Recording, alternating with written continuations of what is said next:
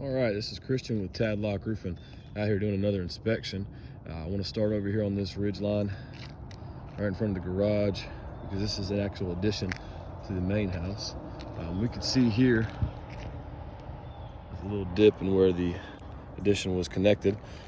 First things first though, let's talk about the brittleness of the shingles. As you can see, the granule depletion is coming off. You have brittleness on the shingles. The adhesive is worn off just from me testing these.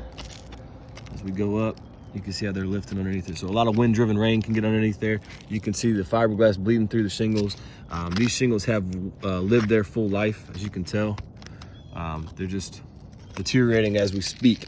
Now, I've stepped over this roof and walked it across back and forth, and there's multiple soft spots. In this area right here where we're talking, the transition area, we may need to build this up a little bit.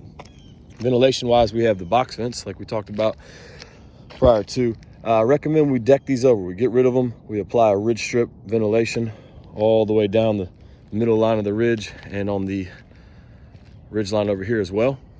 This will open up the home's ventilation system, maximize it. And the problem I have with box vents is that over time they tend to rust, they get nailed in, and you can see how water will just get right through there.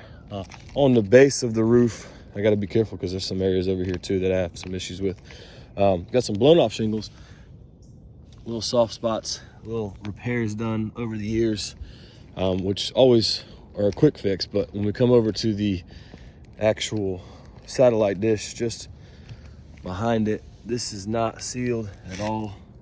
And as you can see, you've got rusted out nail covers, pins on top of the shingles, just really jeopardizing the integrity of the roof from the get-go. I'd be surprised if none of the wood under here would be somewhat rotten.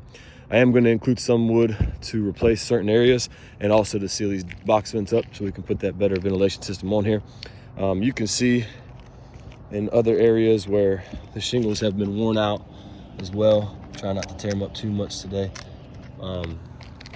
This is called a Z pattern where it goes all the way down and it's just starting to space, and really might have been an install error, possibly just the wear and tear on the roof. And lastly, the roof's pitch is lower than a 412. So we will be applying the Weatherlock mat, making this roof extremely durable, and having the Weatherlock mat also serves as an ice shield. But here's the last point I wanted to do. We have this critter guard, is almost what I like to call it, where this seal the soffit areas underneath there. We'll have to reach out and get that redone, because when we tear this off, the roof is gonna take that with it. I do appreciate you allowing me to come out here, and I look forward to sharing this video with you soon.